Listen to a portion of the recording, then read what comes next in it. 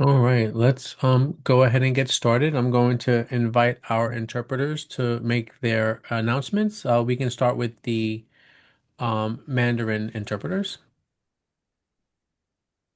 Hello, the following announcement will be made in Mandarin. 大家晚上好，如果需要普通话翻译，请拨打电话号码347-966-4114，并输入 ID 号945582300几号键。电话号码再重复一遍，347-966-4114。然后呢，输入这个 ID 号945582300几号，请在语言线上保持静音。非常感谢大家的合作。The Mandarin announcement has been made. You may now proceed. Thank you very much. And I invite our Spanish interpreters to make an announcement.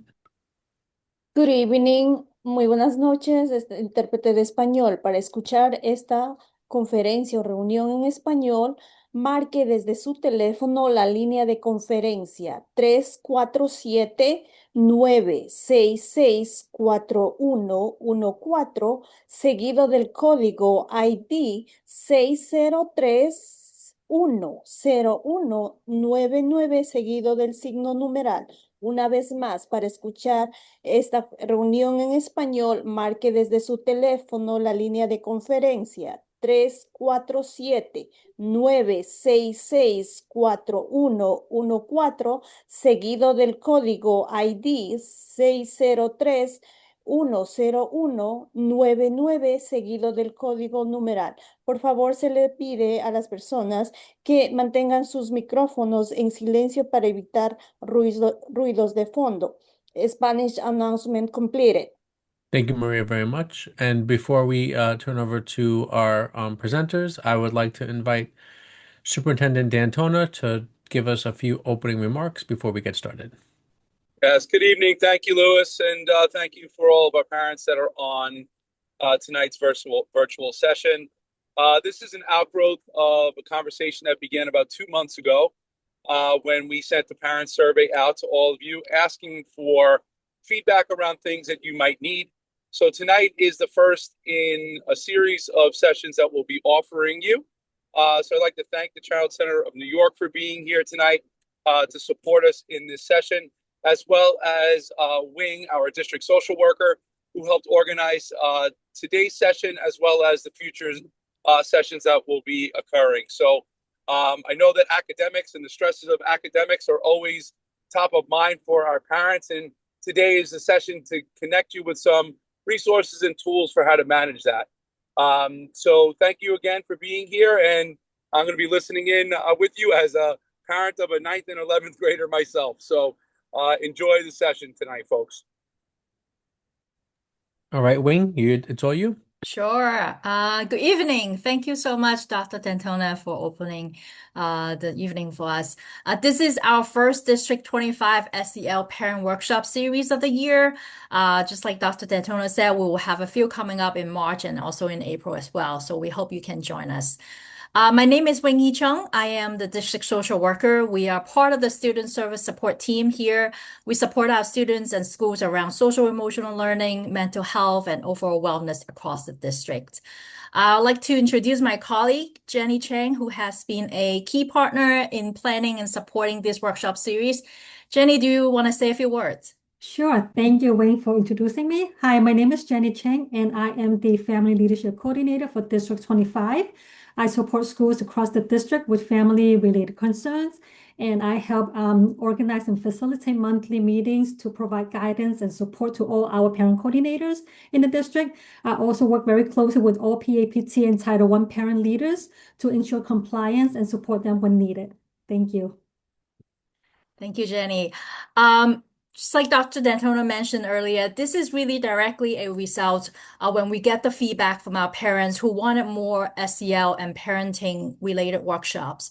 And then we send a feedback survey, send another survey out and ask for more specific topics that are meaningful for you. So I just want to say that your input truly matters. It really helps us better understand and respond to the needs of the parents and our caregivers across the district.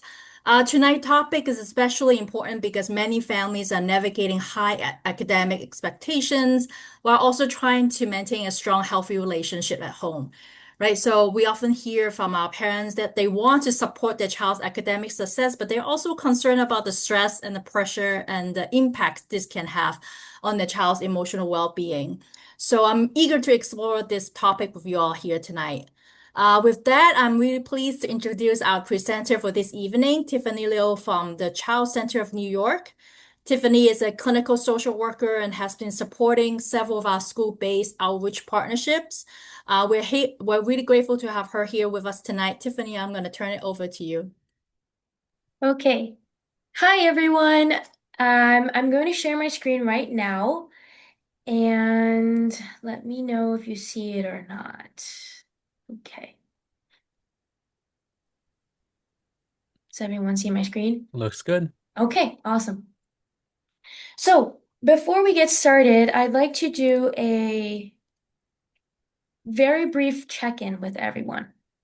If you can see my screen and also a link in the chat, you'll get to Mentimeter, which is a very interactive website that allows us to engage in presentations. And I would like you to scan this QR code or go on this website and use the code or use the link that's being sent and really put in your words, how are you feeling right now?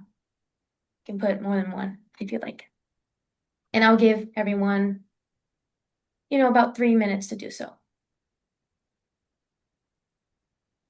And you can't say cold. That doesn't count. You can say cold. Okay. It is warmer. Yes, you can say, I feel warmer.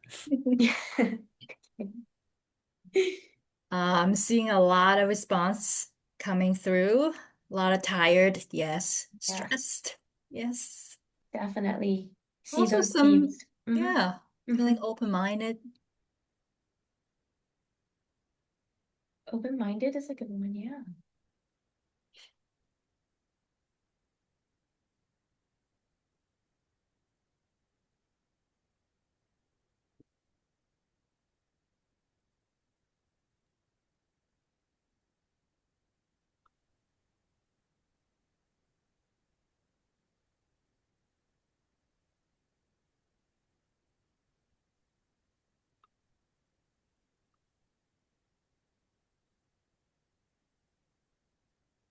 Here we should play some meditation music in the background.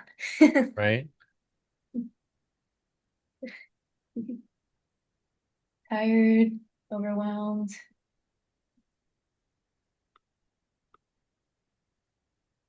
But just do 1 more minute for some answers to trickle in.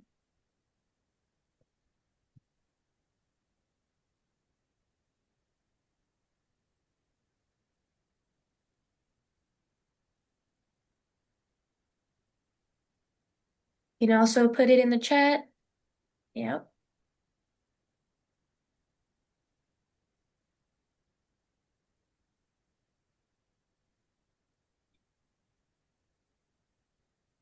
So Tiffany, I'm assuming the larger the word, the more times it was used. Yep. Yeah. Wow. Mhm. Yeah.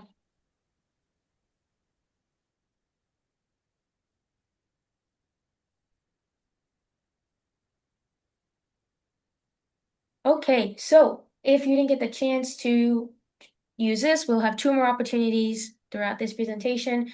You can also put it in the chat. But I like to go ahead and see the central themes here appear to be overwhelmed, tired, stressed, sleepy, exhausted. But we also have grateful in there. That's, getting bigger and bigger. But I would like to say I'm very grateful for everyone who showed up today. Even though you're tired and overwhelmed, you're taking the time out to listen to my presentation. Hopefully it's not too boring, but I hope you really get something out of this, whether you can apply it to your own life or you can share these tips with people you know of. And yes, we are all in spring break. I wish Almost. I had break too, but I don't. So you all enjoy and take some time for yourself. Okay, are we ready to move on? Let's go. Okay. Let's see. Okay, so my name is Tiffany Liu, and I am a licensed social worker, and today I will be presenting Balancing the Books and the Bonds, Stress Management Strategies for Academic-Focused Parenting. A little bit about myself. I work with the Child Center of New York, and I am primarily in the Flushing location, providing therapy to children, adolescents, and adults. All right, here we go. So this is the agenda that I will be going over today. We already did the check-in, but we have a few activities. I'll be talking about balancing academic expectations and emotional well-being and why it matters. Then I will be talking about the parental stress checklist, parental expectations, parental styles, and going over communication skills, setting realistic expectations, emotional regulation, academic success strategies. And I will be going over our clinics and what we can offer you and your family, and then a very brief checkout. And of course, if there's any questions along the way, feel free to message the chat and I can go over it at the end. And if you really have a dire question you need to ask, please let us know and we can also put you on. Yep, on they can just raise their hand and we can Yeah. unmute them as well. Awesome. So you can raise your hand or let us know in the chat. Okay. Moving forward. There's another activity. Yay. Okay. Here we go. All right. This is a little bit of reading to do, but hopefully it's not too difficult. If I will read each question to you, but feel free to scan this as well. Put in the code and use the link. Oh, sorry. Use the link to answer the question. So the first one is please answer these reflection questions to the best of your ability. Of course, it will require you to think a little bit, but it is fairly simple. And the first one is, on this scale, how confident do you feel in your parenting approach right now? There is no right or wrong answer. Second one, how comfortable do you feel supporting your child with schoolwork or learning at home? Third one, on this scale, how comfortable are you asking questions or seeking support when your child needs help? I see a lot of you are answering it. So we'll also give a couple minutes so people can answer. And feel free to also answer in the chat. Confident, confident. Love to hear that. Confident, comfortable. I love watching the graph Amazing. update. Right? So cool. I know. I use this in college, so if any of you are going to use this, it's really great.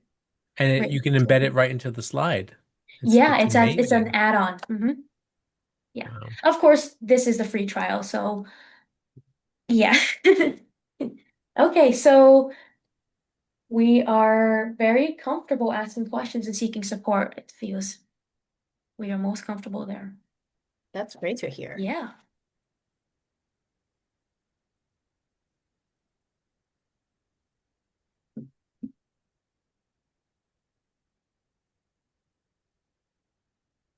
So I'm also seeing some folks who might not be able to access the link, who were saying they feel confident, they feel comfortable. Okay, that's good.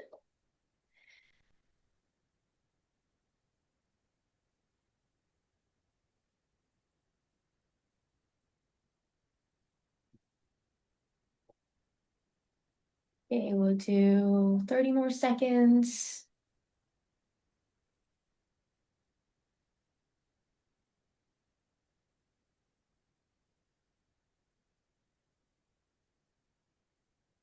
Louis, there seems to be some questions about the interpretation line. Yeah, I'm working on it. Okay, thanks. Okay, so nope, we got some more people responding. Okay.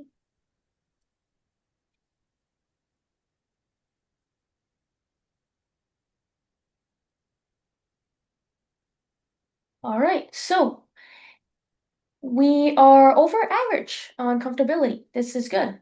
And if you are on the not comfortable range, I'm hoping by the end of this presentation, you can feel a little bit more comfortable in those categories. But of course, if there's any questions, right, District 25 is very open and we have all these parenting meetings, so definitely join them if you have questions. And all right, let's move forward. Okay. So balancing academic expectations and emotional well-being and why it matters. Children thrive academically when they feel emotionally safe, supported, and connected, and because well-being and learning grows together. Excessive high expectations can lead to increased stress, psychological distress, and burnout. So when I say excessively high expectations, I mean like you need to get all A's, there's no room for mistakes, or signing up for academic preparations like outside prep without, discussing with your child or balancing other activities. And all these can increase the academic pressure, and it may decrease motivation, emotional health, and self-worth.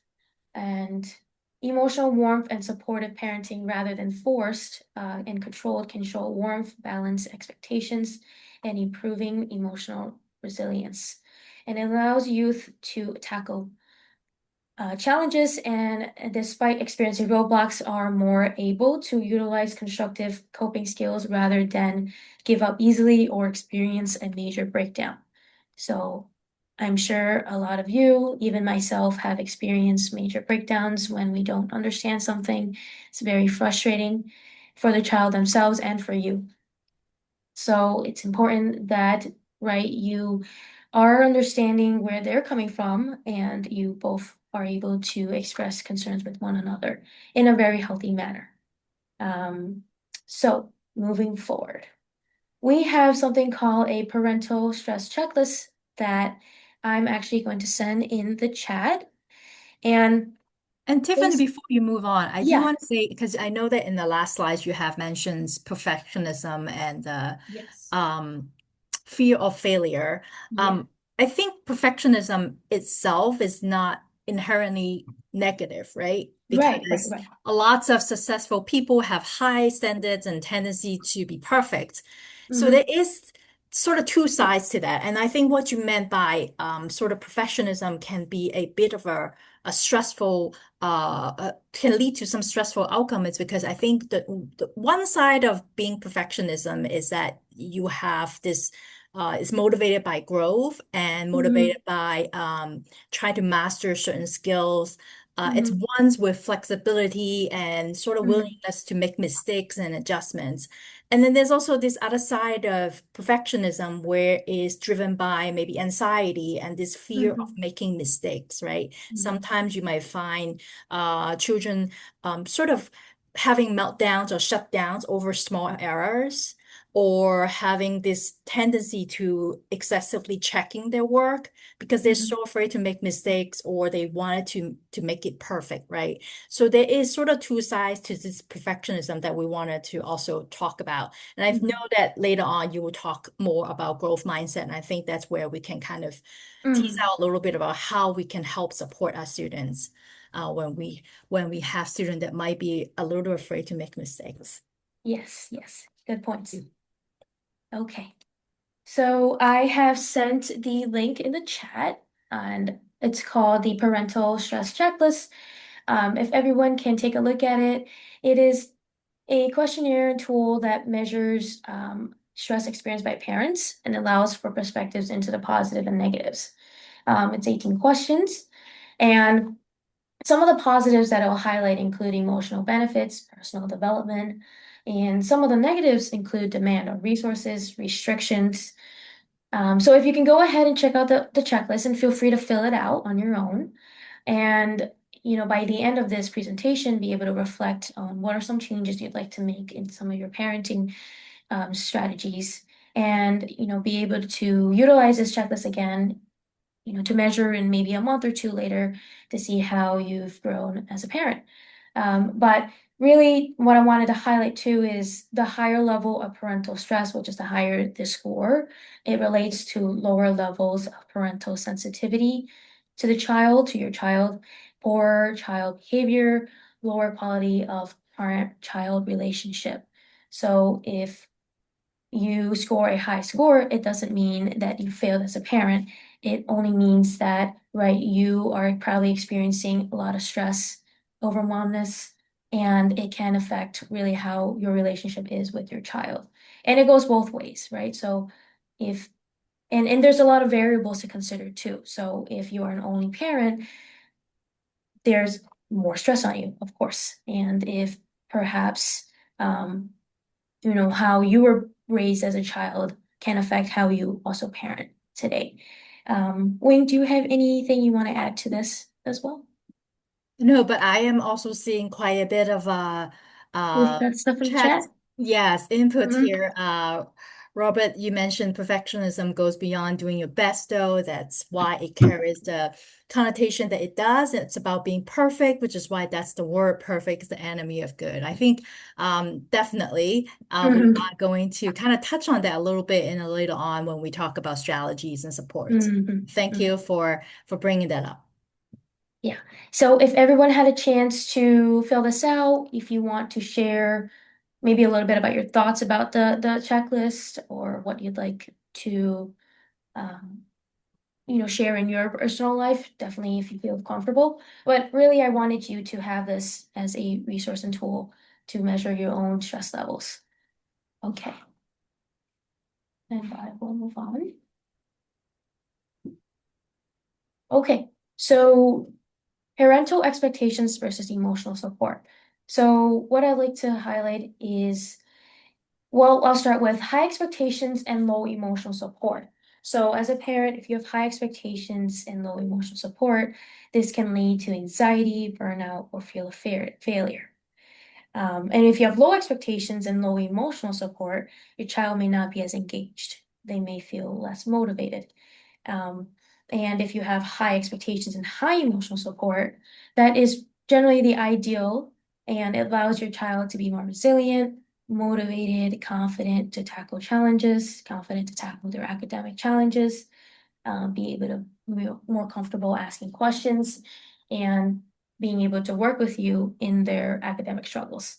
Now, low expectations and high emotional support, well, this is also a good thing, right? Because you're providing that emotional support for your child. Let's say something is super difficult, this math homework is extremely difficult, and you're able to comfort them in the fact that, hey, like, it's okay for it to be hard. Let's try to work on it together. But if it's low expectations and you say, hey, right, it's okay, let's not do it, let's do it tomorrow, right? And so that may not be favorable on your end.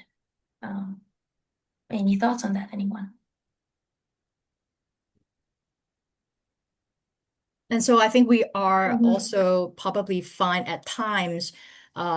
This sort of high expectations or the expectations versus emotional support, it's not a definite, we don't put ourselves in a certain box at all Right. times, right? It changes, it varies. It's based on our experience, it's based on learning, our own style. And it's probably you find yourself in different sort of boxes in different times. And I think sometimes when we see parents who said that I have a hard time kind of getting my child to kind of sit down, do homework, this is where we are thinking about like which box do you think you sit at? Like where can we, is it because of the expectation or is it because of the emotional support? Where can we kind of improve on which category, which box? Mhm. Mhm. And so yeah, Wing made very, very, very good points, right? Sometimes you will be in different, I don't generally like to categorize and label parents, right, for how they parent. But this is just research based, but of course it's very based on the situation and your environment and your history and really your background. So but I just wanted to emphasize a little bit about having good expectations and good emotional support will allow your child to be more resilient and pursue more challenging things with their head up. Okay, so I'm going to move forward with the role of parenting styles, support, and some coping skills. This is very similar to what I said previously, but it's more for the parenting styles that you may all are familiar with. So let's go forward with the high expectations and low emotional support that is characterized as authoritarian.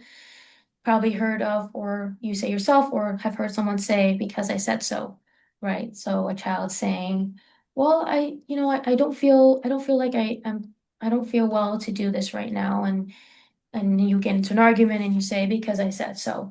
Well, that is sort of displaying a bit of punishment over a discussion, right? So perhaps we can look into, oh, why is it that you don't feel comfortable doing this right now? What happened? Like, how can we create a plan together and sort of, look at each objectives to get to where you want to be.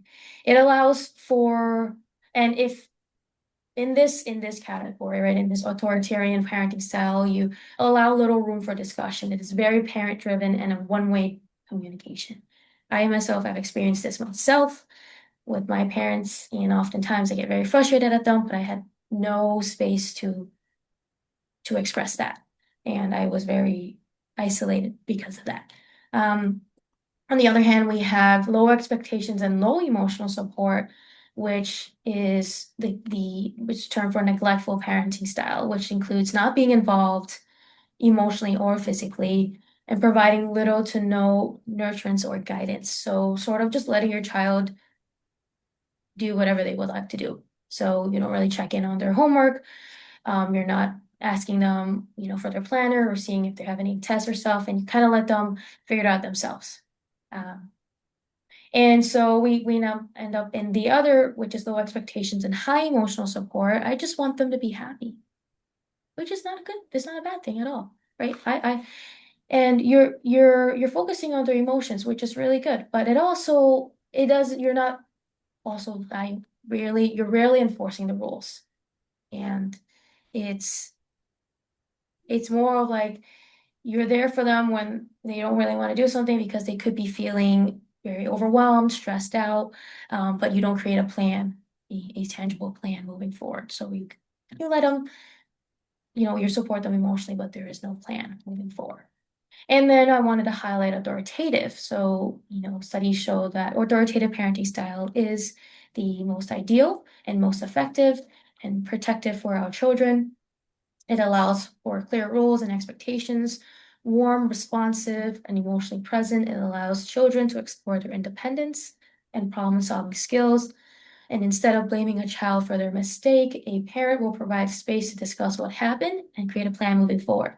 And under academic stress, parents focus on effort, strategies, and learning without shame or fear. And this will allow children to regulate emotions. And in return, children will have higher academic achievement, better emotional regulation, and stronger motivation and resilience. Essentially, it is good to have both firm and kind parenting to help children build their confidence and competence. The goal isn't perfection, right? No one is perfect. I'm not perfect. You're not perfect. Being a parent is a lifelong process, right? You grow old with them. Parenting never stops, right? But it's about flexibility, like Wing said previously.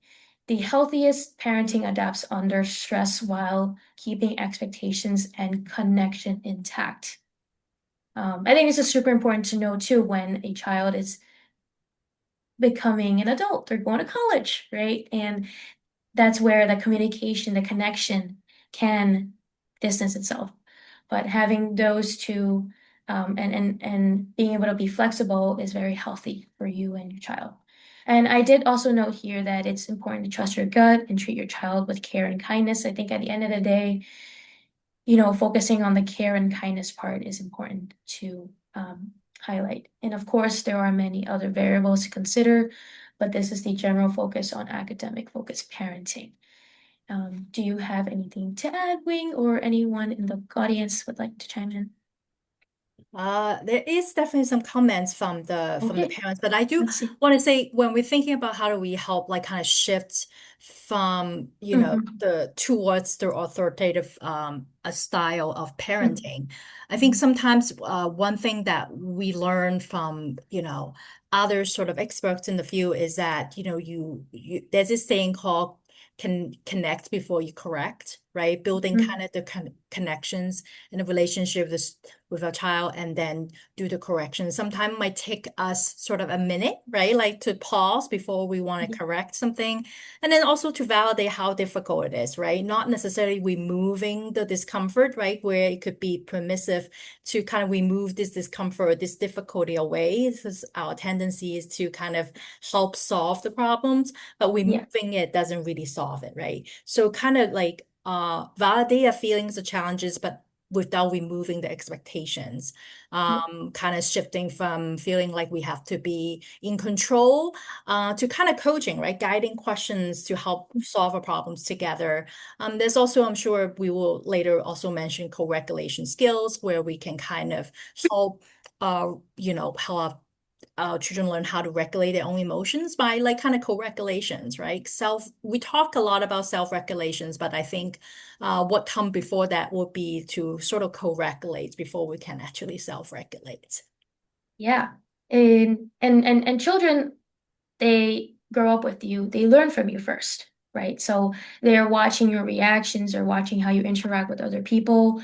And for example, if, right, there is an issue and a parent is very quick to react negatively, placing blame, they're raising their voice, then that will kind of result in the child also reacting that way. And it can show in their behaviors in school, in the community, and also the behaviors towards you, right? And you might not know it at first that you are also modeling that behavior. So it's important to know that you are their model, and they will slowly and gradually learn what is good parenting and what is good behavior and what's not. And you are able to have that control. And we have a question in the, yes, we are their first teachers. Exactly. Before they even get signed up for pre-K or kindergarten, you are their first teacher, right? And continuously to be the teacher. Right? Yeah, continuously be a teacher. Yeah. Yes. Connect before you correct. I love that. Yes. Can you differentiate authoritative style with authoritarian? Okay. So authoritarian is more of like you are the author, like you are the one in control all the time. And it leaves your child with no room to negotiate with you. It's more of like, I said I would do that. I'm the parent, I'm doing that. Your opinion does not matter. And authoritative is more the ideal. So you're saying that, yeah, I see what you're saying. Okay, so let's create a plan. How can I help you? What would you like from me to help you in this situation? So you are allowing a really open conversation instead of shutting down your child. So it's like your expectations are there, right? And you're also providing support, emotional support. I hope that answered your question, Older. And I think the Yeah. easiest way to really think about it is also one, it's more one directions. Mhm. I said so, therefore you should do this. Yeah. And there's room for that, right? There's time and room for that probably in some occasions when it's like safety related, right? We Yeah. definitely, Yeah. I'm gonna say stop touching fire, then Yeah. you have to. And there's moments where it's more of a collaborations, right? As a lot of I see some of the chat questions around like, how do I get my child to sit down to do some homework? I'm getting really frustrated because they won't sit still for 5 minutes. So how do we kind of create that support? That maybe where we can have a collaborations, where we can kind of see what are some of the difficulty about sitting for 5 minutes. Is it just the time or is it the task, right? Is it the routine or is it the structures? That's where we can kind of come up with kind of almost like solution together, involving your child to talk about what are some next steps we can take together so that we can help you do your homework. So I'm sure we will talk more about that in the later, but that's just, where I can see it's one is more one directions and the other one is more of a collaborations. Okay, it appears we have another activity. Okay. Now, it says, which parenting style do you lean on when you become stressed? think Wing kind of touched on that before. But you can just message the chat if you'd like, and let us know, like, which parenting style do you lean on when you feel stressed? Is it authoritative, authoritarian, permissive, or neglectful? And it's okay. You know, there's no perfect parent. You know, sometimes you will find yourself leaning on one. But you can also describe what it's like when you're stressed. What happens when you're stressed? I put the link in the chat. Just let us know what it's like when you become stressed. What do you usually do when you become stressed at your child? Okay. Yell. Yeah.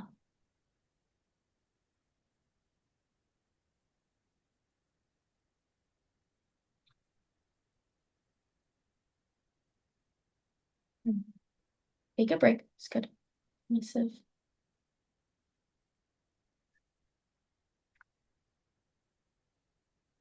So we'll do this for like 3 minutes. We'll do this. Give enough time for people to fill this out.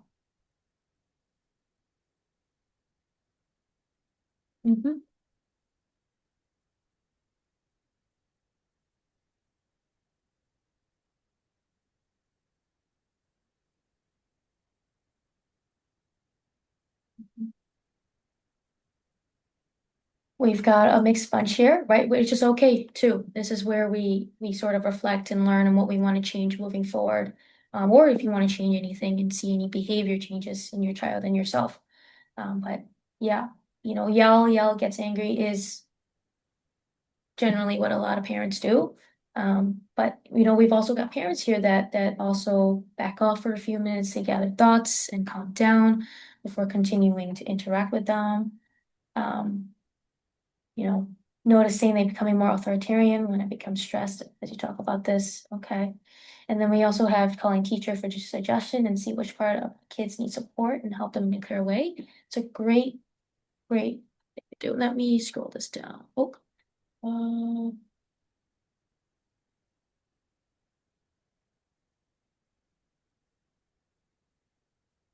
I can't scroll this down, but I'm gonna look at my end. Let's see.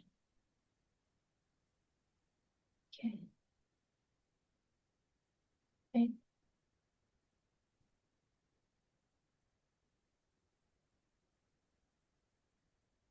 Says depends on the situation. One person said it depends on the situation. Sometimes I think it's best to walk away for a moment rather than yell. And there are times when the frustration sets in and I yell, and it's hard when you work then struggle. Completely valid, right? And it is the natural reaction to raise your voice, thinking that it will, right? It'll probably soothe some of what you're feeling and express what you're really feeling to your child. But as we know, when we yell and yell and yell, it's more of like a negative reaction rather than a positive.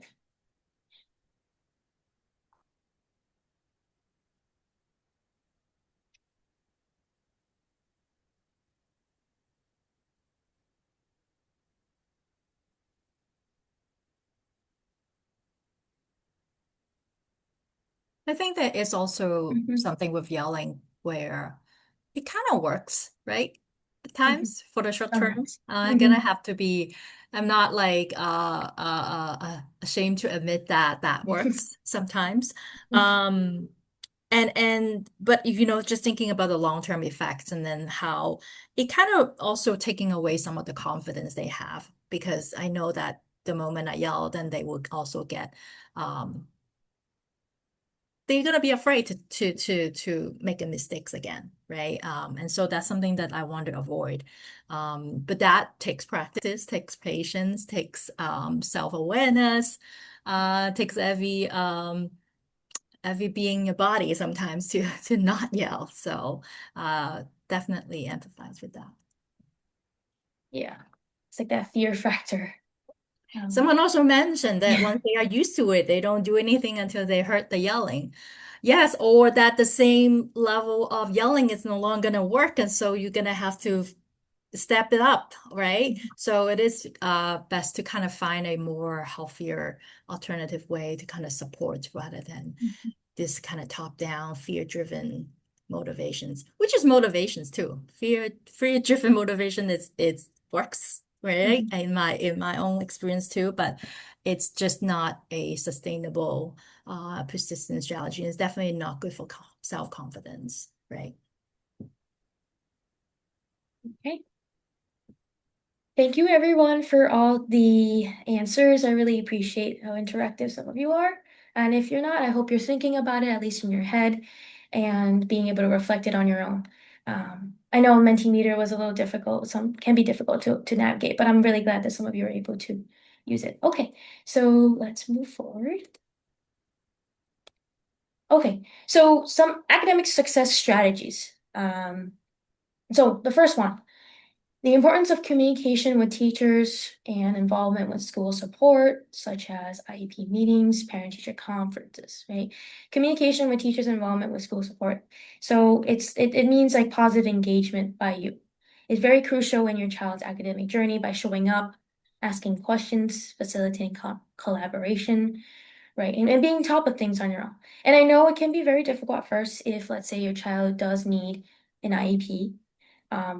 But they do their best to make sure that your needs you're heard and that you have all your questions answered. I am not a master at IEP, but I understand that there are meetings that take place and that you are required, invited to join in order to understand what's going on in terms of school supports. And I also know there are parent-teacher conferences, a great time to reflect on your child's academic journey, also ask questions, more one-on-one sort of interaction. And also, I also know there's something called Class Dojo, right? So that's new. I didn't have this when I was in school. And it's a great resource and tool if you had a question for the teacher, great way to send them a text. I think that's awesome. So if you think of something, definitely don't be afraid to send a question because there are no bad questions, right? And of course, if they are not able to answer your questions, there's always the school family support coordinator, I believe, and there's the whole team that can be there to answer your questions.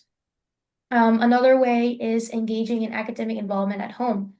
So knowing that learning and engaging in academic activities does not stop at school or after school.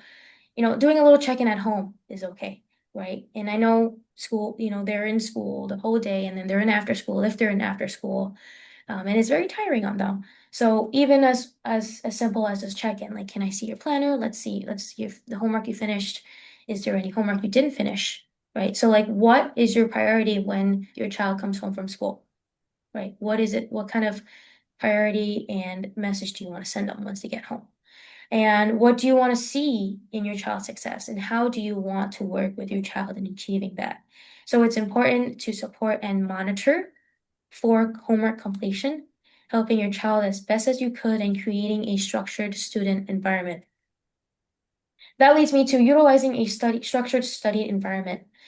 Think about it. Think about your current space that your child has. Are they doing their homework at a designated spot, such as a desk and a chair? Or are they doing homework in bed where they can easily become distracted? An ideal study space includes quiet, well-lit, organized space with minimal distractions if possible. Also, it is good to note that kids are very technological savvy now, so they have computers, iPads, so they need that for online assignments. It's good to monitor that because they may be distracted and looking at other stuff. So, rewarding them with more iPad time if they like to play the iPad, if they complete their online assignments and whatever assignments they have. But generally, having a quiet, well-lit space is good for them as well as for you, right? And overall, right, being able to communicate, engage with your child and school officials, and creating a good study space will allow open communication with your child, emphasizing the importance of individuality, self-regulation, self-assertion, and a growth mindset. Let me see the chat. Yeah, definitely some questions or comments regarding communicating with the teachers. I think we are going to take some of these chat back and just to see how. I don't think I can necessarily answer questions related to specific teachers or how teachers respond to your inquiries, but we definitely will bring it back to our school and trying to kind of discuss further on this. I do have questions about what defines high expectations that the kids have to feel defeated if they could never get 100%. Oops, let me see that. That's a question from Amy. Okay. What defines high expectations? Does the kids feel defeated if they could never get? Yeah, kids feel defeated if they could never get 100%, for sure. And I think that also ties into like their perception of perfectionism. And also coming from you and letting them know that, it's really okay if you don't get 100%, right? People graduate from college, they do great things in life without getting 100%. I can let you know that. And high expectations such as like, okay, let's just ensuring that we complete our assignments. We do as best as we could in our tests and exams.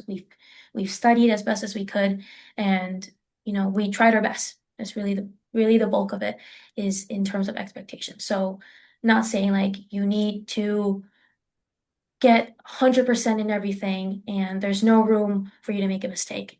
That is the opposite of high expectations that we are mentioning here. I hope that answers. And if Wayne wants to. Sometimes I think it's not just about the parents or caregivers in the home having high expectations. I think sometimes students might internalize expectations. It could be, a different sort of sensitivities or temperament or peer pressure. Right? If you are also in a group of other friends and peers who are high achievers, you might feel like you need to do the same in comparison. So it's important to really talk about where the sort of expectation is coming from. And I think kind of shifting towards process, right? Instead of outcomes, how do we get from, where we're at now, what's sort of the next sort of step, right? What can I try next? What are my next step?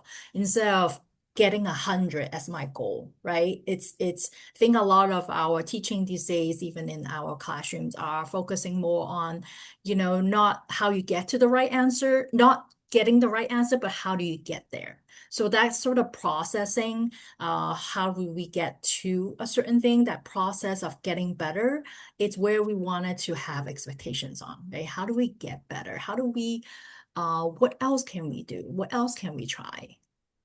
Yeah. Angela says it's also based on the standard the parent sets. Yeah, definitely. Like you are the model.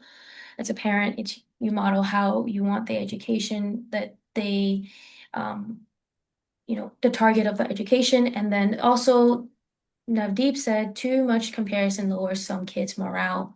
That is true. Definitely true. And I can say so myself that it definitely lowers your morale and you're constantly comparing and you feel kids will feel lower self-esteem because of that. So, it's about their journey and not what other kids' journey are. So focusing on your own kid's journey is important. Okay. I want to mention taking breaks may look different for each kid, just like how adults have different interests, right? So you know what your child likes to do for fun, such as playing on the iPad, right? For 1 hour, running in the park, swimming, dancing, playing with toys, or simply spending time with you and grabbing their favorite food together. Simple as that. I think we often forget that the one-on-one interaction is super important, and that's really memorable for them. That's a core memory, like Inside Out says.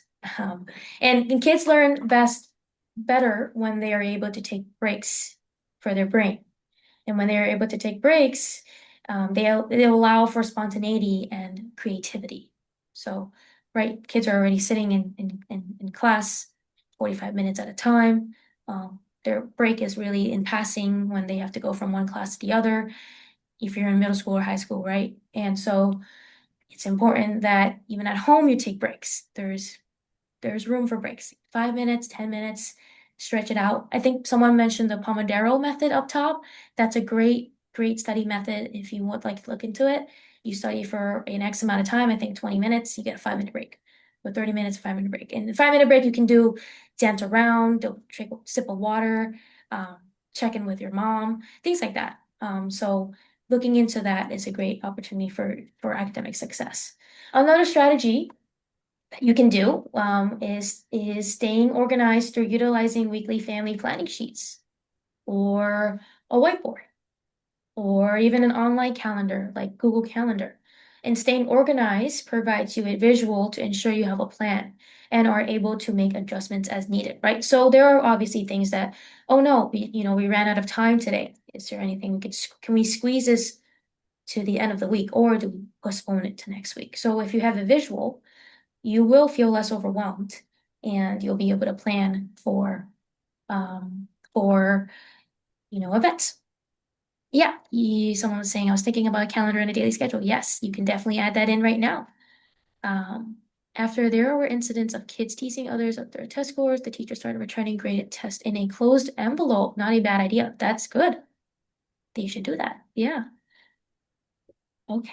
So, anything you want to add here, Wing? Would you like to add anything about it? No, I think you outline a very clear plan for how do we organize, how do we time manage, and having something like a calendar, it's not just to help kind of build a routine and structures and helping our kids learn time management, but also allow flexibility at times, right? Like when things don't go according to the schedule, how do we be flexible? Like maybe put that activities on a different week or a different day, right? Kind of in these sort of ways to kind of teach our kids how to be more flexible in our thinking. Yeah. That's also another key thing to help with academic success is how to be more flexible. Definitely. And the best way to start is start now, right? There's no timeline to starting and being organized. I think we all could use some organization. But I think I also wanted to highlight when I said taking breaks is the idea of prioritizing self-care. So for you, self-care, what does that look like, right? And for your child, what does that look like? Cynthia has a question. Go ahead, Cynthia. Cynthia, I think you raised your hand. Unless I think that might be just an accident. Okay. accident. Yeah. So like self-care. So what does self-care look like for you? Or is it, going for a walk, taking a sip of your coffee, getting a fresh cup of coffee, right? And for your child, like what do they like to do to let them relax? Oh, she can't unmute. Okay, just type it in the chat. I turned it off. I turned it on. Okay. Yeah. You can Okay, unmute now, Cynthia. Cynthia, go ahead.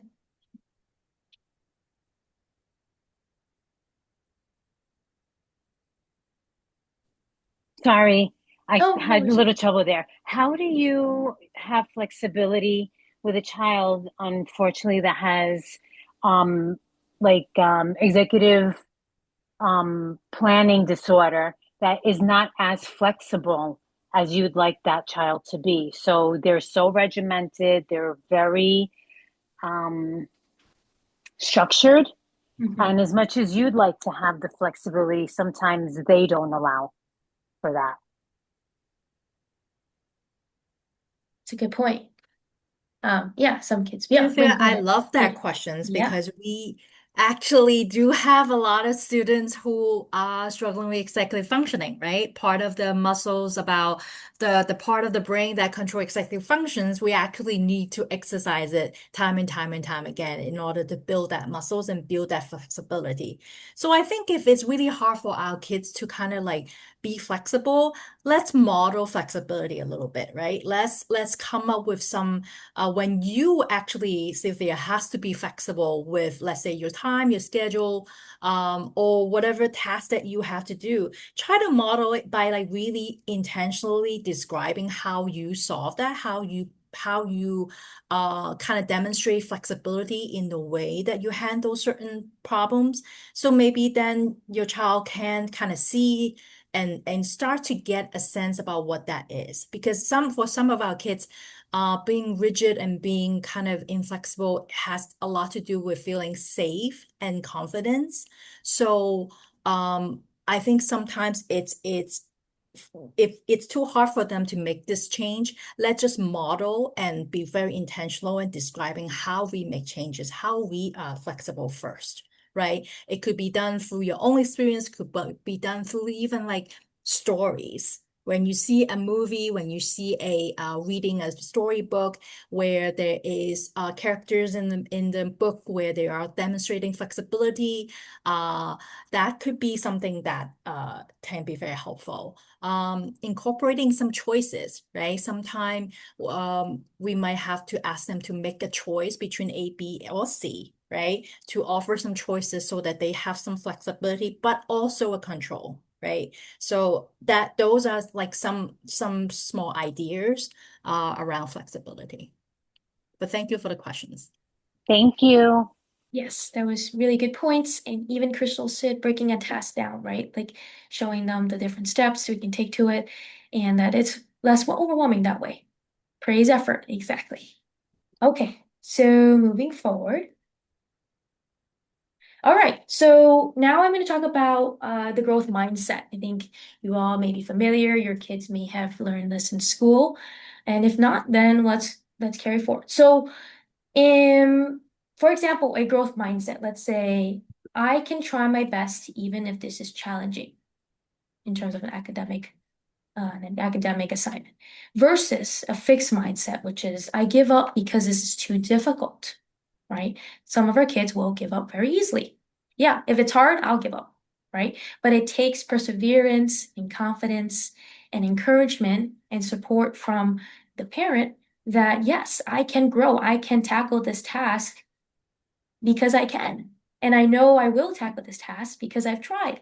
And even if it didn't work out the way I wanted to, I know I can try again. So, and discussing the growth mindset, it applies to anyone. So even you as an adult, you can have the growth mindset. In discussing parents, you all have probably encountered many obstacles to your present day. And when you reflect on your journey with your child, you may have experienced some also very difficult decision making. Whether the outcome was favorable or not, it does not mean you're a failure as a mother, as a father, as a guardian. And as much as you try to provide and plan for your family, sometimes things will not go as planned. And so with the growth mindset, it will shift your focus to a strength base in which recognizing a shift in course may be warranted, and that it is okay to make changes, and that it's never too late to make a more positive choice. This is the growth mindset about parenting. You can make choices, you can make bad choices, but we can learn to make better choices, more positive choices. Involving your child in goal setting will allow a sense of responsibility and commitment towards their academic success. So you take the time and you sit down and create short-term and long-term goals, and allowing for review of goals every quarter. So did we reach what we want to reach? If not, how can we plan forward to reach this by this goal, by this end goal? Yes. So parents and children grow together, right? Mistakes are a natural and important part of learning. So if you show them mistakes are okay, children will know that it's okay, and they'll feel safe to try and learn and grow. And this will allow them to have more patience, positivity, build confidence, and strong connections for a lifetime. Yeah, Tiffany, I keep thinking about when we mentioned being perfect or the perfectionism sort of discussions earlier. This growth mindset really help, right? To think about taking mistakes as not just a personal kind of evaluations, but informations, right? How do we shift from looking at mistakes as being just evaluating of my ability, but shifting that into thinking this is information for me to do something different next time. So that's going to be an important growth mindset, right? And also don't be afraid to make mistakes in front of your kids and be very vocal about it, right? Be very intentional about it, right? I sent an email to a client and I forgot to put an attachment there, or send an email to the wrong client. I felt really embarrassed. I don't know how they will react. How did I resolve it? Maybe I have to call the client back, apologize, and make sure that I, double check my work next time. Just kind of explaining that process of when we make a mistake, how do we feel, right? And how do we resolve that? And that is a way to kind of model growth mindset, right? Because we want our kids to be able to kind of see us making mistakes, and then how do we go from there? Yeah, Robert also makes really good points. Robert is going to be my Yeah, next presenter. he will join us. He definitely has to. But yeah, it's great points, right? You are the best teacher. You are their first teacher, and you model best behavior. I know I have talked for a while, but we will go forward. I will just talk very briefly next about some of the services that our clinic offers for your child and even you. If you feel that some of these academic challenges are leaning more towards like mental health concerns, then we can definitely navigate that together. Okay. All right. So we are called the Child Center New York, and we have certified community behavioral health clinics. We have 3 locations, which I will go in depth after this slide.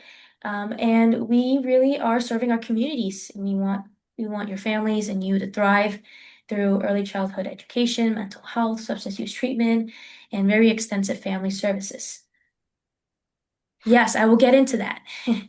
Okay. So we have 3 locations. We have the Jamaica location, the Flushing location, and we have the Woodside location. Each location, we have clinicians, also known as therapists and social workers. We speak different languages, so we will tailor towards the population's need. And of course, if we don't have the language of what you speak, then we have also something called language line. I'm sure you all are familiar with. And we are now certified, and so when we say we're certified, it means we have more services. We can better help our families and communities to thrive and succeed. We provide things like crisis intervention. We do targeted case management, which means that we help clients, we help you to link to resources and assist with referrals, follow-ups. We have people that are certified to do that. We have something called psychiatric rehabilitation services, which means even things like helping you feel confident in skills, like how can I feel more confident in raising my hand? How can I feel more confident in using the bathroom without shame? So things like skill building. We have peer and family support. So they're professionals that use a family-oriented support, and they are people with lived experiences of mental health and substance use challenges. They'll be able to sort of be on your similar shoes. So they'll be able to talk to you and get you through any challenges and really build that rapport. We also have mental health for members of the armed forces and veterans. So if you identify as someone who has served for our country or a family member, we also have support in there. We, of course, collaborate with schools, family members, agency personnel. And if a higher level of care is needed, we will make a referral to best meet your needs. We also have services in person and online. These are some of the services we provide. More in-depth explanation. We have anger management, family therapy, substance use treatment, crisis stabilization, psychiatric evaluation, and medication management. So if we feel, or if you agree with medication management to help with the ongoing mental health concerns, then it definitely is doable. Okay. And here are the insurances that we take. A lot of insurances. We take Medicaid. And then there's these asterisks that mean it's probably like certain Medicaid underneath that insurance. There's certain plans that it will take. But of course, to know a little bit more, it'll be good to, we'll call up our phone number. We'll let you know ASAP on the phone. And of course, we also serve the uninsured. So if you are working on getting insurance or don't know where to start, we have professionals in the benefit access program that will help you connect and access that. So we sort of want to run like a hospital setting, but not actually in a hospital. So we have services in our clinics that are able to get you to where you need to be and link you with resources. These are our QR. I know I love QR codes because they're so accessible, but the left is for you as a parent, and the right is if you work as a teacher, a provider, with an agency, and you feel your client may need services, you can use this QR code. Of course, you can also visit our website, childcenternewyork.org. And if you need that website, we can also put that in the chat. We have all our details of our services on our website. We don't just do mental health. We do education. We have after schools. I'm sure you guys have heard of that. But we have a lot of programs that will tailor for even the young population, 0 to 5. So if they're the youngins. Yes, they definitely have a program Yeah. for early childhood, 0 to 5. Also, a lot of parent-child related therapy. They definitely take most of the Medicaid. So, someone's asking questions about psychological assessment. They actually don't do psychological assessment for, let's say, if you have wanted to get diagnoses for IEP evaluations, they don't provide services like that. But they definitely have psychiatric medication management type of services. So, now we will do a brief checkout. You can feel free to do it if you like, if you don't have to, but if you have any questions, please feel free.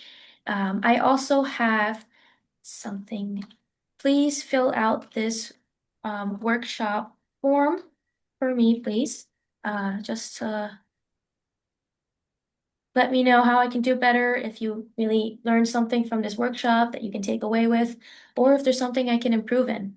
Please feel free to fill out this workshop form. And if one of you can send this to the families in this, if you have their contacts and stuff, you can send this to them as well if they didn't get a chance to fill it out today. Of course. But yeah, definitely fill it out and let us know. Any feedback is good feedback. And I also wanted to say that I work as part of the Asian Outreach Program. So generally the mission is to destigmatize mental health in our Asian communities.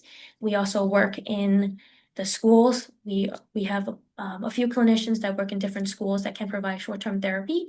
So don't be alarmed if you hear from us in one of your schools about your child. We would just like to support your child in any way possible. So yeah, and if you would like to get a referral, please feel free to fill out the form.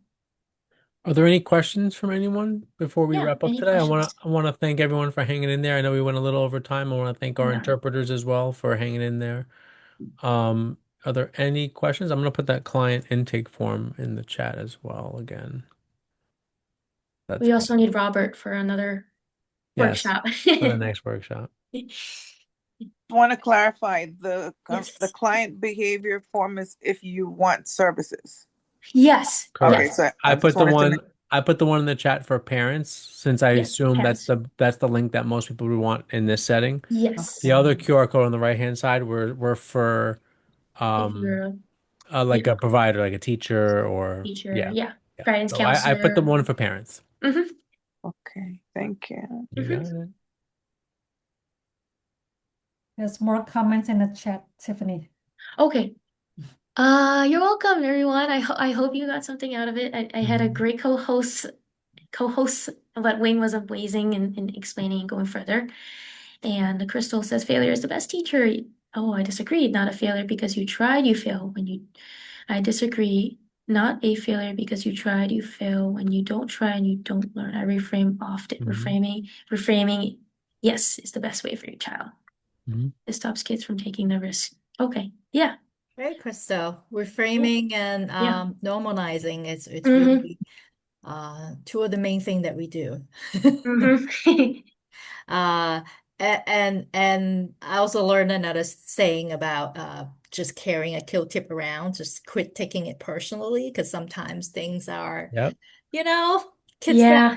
say something to us and it's really kind of get to you. And then, but kill tip. Yeah. They're brutally honest, but it means Tiffany, well. thank you so much. Wing, thank you so much. Jenny, thank you so much. And Louis for organizing tonight. For our parents that are still on, I thank you for being here and for being so connected with the presentation. So much entered into the chat, so many questions put out there, and in the end, we're all just trying to do the best that we can for our kids, right? And you being here says that that's what really, really is important for you because you had questions about this. So I thank you for being here, and I do encourage you to continue to reach out to us at the district level so we can offer you more and more opportunities like this, especially because if you find them helpful, we'll work to organize it. So thank you guys all so much for being here, and looking forward to our future ones. Yes, the next one's going to be March 10th, same time, and it's going to be presented by another agency, Blue Health. And it's gonna be topics on I'm gonna try to. conflict and conflict resolution, something actually with our between the parents and our kids. So that is also another very I think important topics for us to talk about. Sometimes tensions have, arise, and then we wanted to learn how we can help with conflict resolutions. So I hope to see everyone there in March. We'll stay behind for a couple minutes if you have any questions. Otherwise, have a good night, everyone. Yes, thank you everyone for coming. And I will work on getting an email out to everyone that registered tomorrow Yes. with all these great links that we have. Yes. I have a notepad full of links. Yes. Linky and QR code. Yes. Yes. Okay. Thanks, everyone. Thank you. Good night. And have a good night. Thank you. Good night. Good night. Bye. Good night. Good night. Good night. Oh, good night, Matthew. I see you, buddy. Oh, Good man. night, everyone. Good night. Thank you for having us here. Thank you for joining. Thank you Yes, guys. Thank Thank you you to for our being here. interpreters. Appreciate you guys.